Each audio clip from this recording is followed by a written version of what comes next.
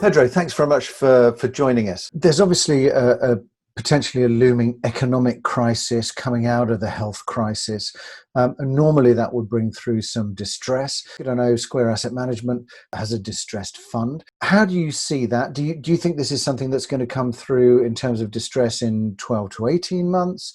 And what's your sense of where we are in the market and what we should expect? The government has put a lot of money in the market to help companies to recover the economy, and also put some laws to allow them to make deferred payments, both on the credits, on loans to the banks, and also on the rents to the landlords.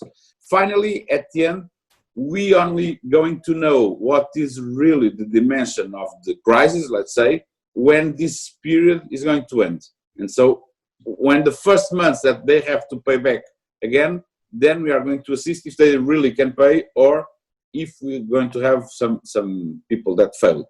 And so my belief is that, of course, there are sectors that are going to suffer more, and probably we are going to assist on some bad debts on that area. And of course, tourism is one of sectors that is going to suffer because people are still a little bit afraid of the situation. And so even when the market is going to come back, it's going to come back not at the same level that it was before. And so it's going to be, but probably as usually, while, for example, in UK, people and companies tend to make the cutoff quite quickly so that they can come back like in a V, as economists say, to recover.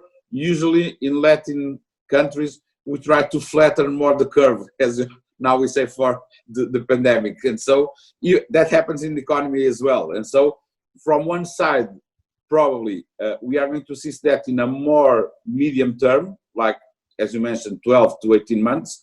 But also the bad news is that might take a little bit longer, the process. Thanks very much for joining us, Pedro. Always a pleasure to have you. Thank you.